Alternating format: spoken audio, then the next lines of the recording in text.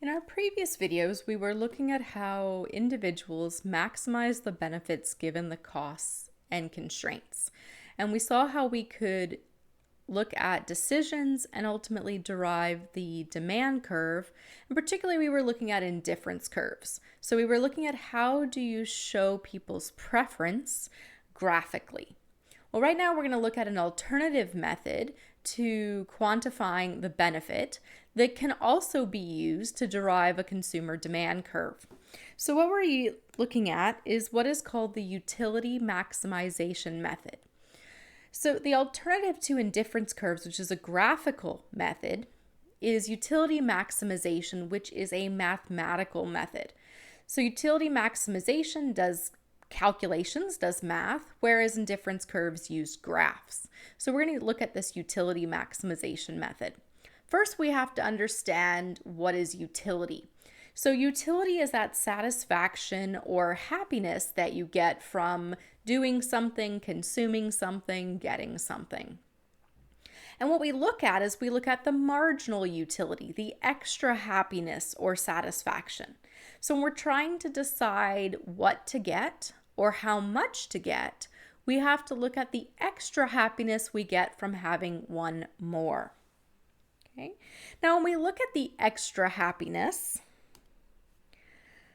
we have to consider what happens to the extra happiness you get, that marginal utility, as you get more and more. So we have what is called the law of diminishing marginal utility.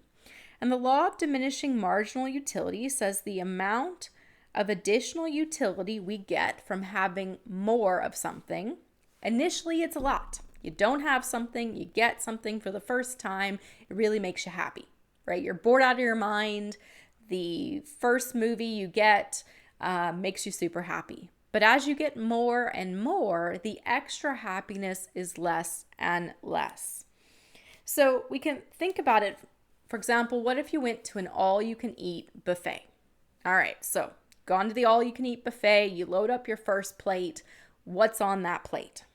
Right? It's all the best stuff, your favorite stuff. So that first plate makes you really happy, right? It's very satisfying. You enjoy it. Now you go and get the second plate. Well, how much extra happiness do you get from the next plate? Well, the first plate was all your favorite stuff. You're also not as starving as you were at the beginning. So now that second plate, well, it's got good things on it, but you're no longer as hungry. And these are kind of your second favorites. So the extra happiness is going to be less.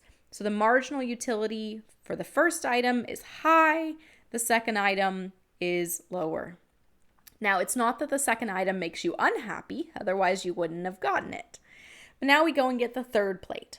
So the third plate is now the things that we like third best. We're now getting very full. So the extra happiness is small. Now, there is extra happiness there. Otherwise, we wouldn't have gotten that extra plate at all. So when do you stop getting that extra plate at the all-you-can-eat buffet?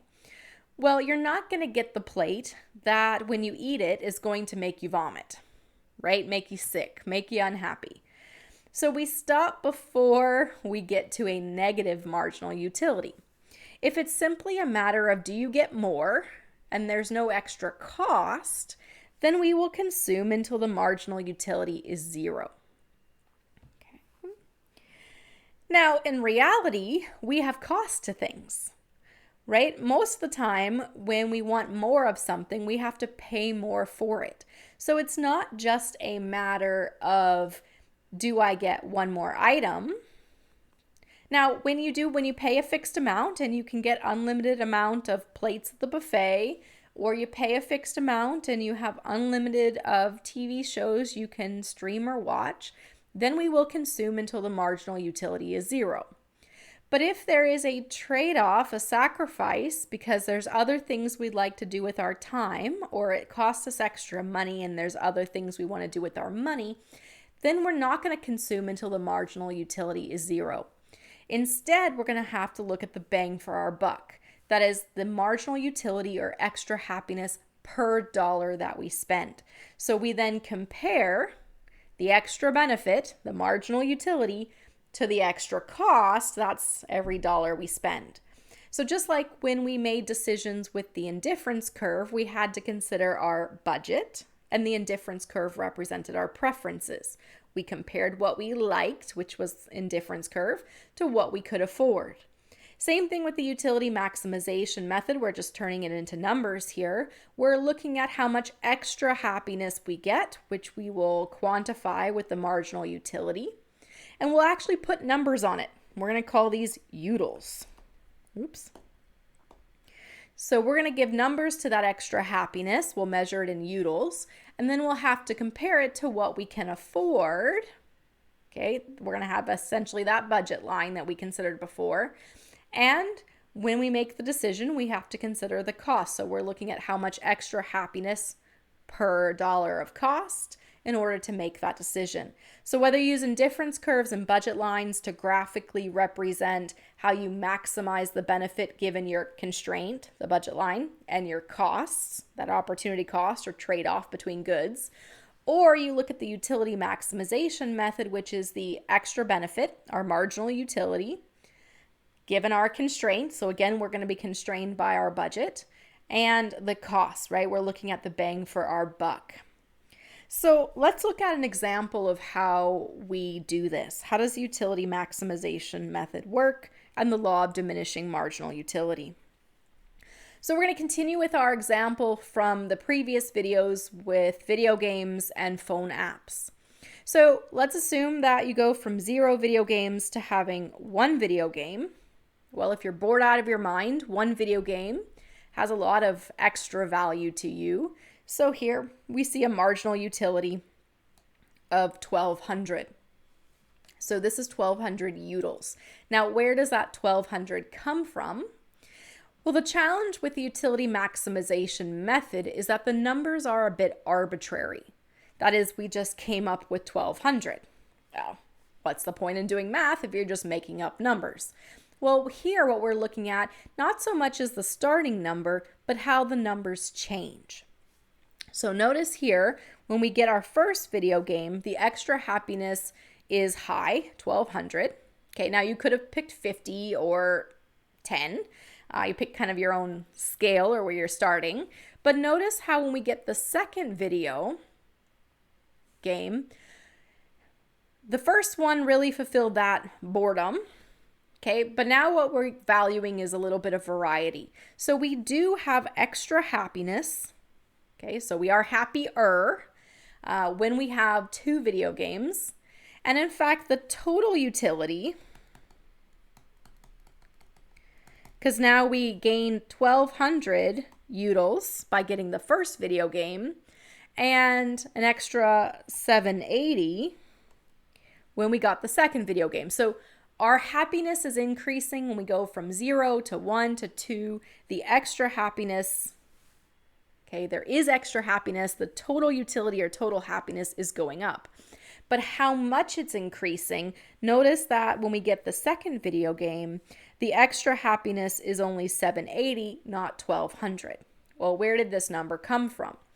Well, the point here is that while there is positive marginal utility, because our total happiness is increasing, notice that it is less. Okay, because it's not making us as happy as when we got the first one. Now, what happens as you add more and more video games? Well, what you notice is that while there is extra happiness, so still positive, when we get the additional video games, each additional video game is making us add less happiness than before. And notice how it is declining at a faster and faster rate. So we are getting less and less additional happiness with each one that we have. And if video games were free, then we would stop adding video games to our collection when the marginal utility, the extra happiness, was 0. Okay? Because at some point you're going to have so many games that there's no extra benefit to you. You don't care if you have one more. The extra happiness is 0. So this is that law of diminishing marginal utility. So the additional utility decreases and it's going to decrease essentially at a faster and faster rate. First plate on the buffet was a lot of extra value to you. Next one is a little bit less value, but still extra, and then less and less, and it very quickly drops off, right? Now, we said that in most of the time, we have to choose between doing two things or between two goods. You only have so much money, so you have to pick and choose what to buy, what to do, what to consume. So in this case, we have to look at marginal utility or bang for our buck. And when we do that, then we have to start considering the trade-off in terms of that marginal utility we get from one item, the extra happiness from one item, in this case video games, versus the extra happiness for something else like apps for your phone.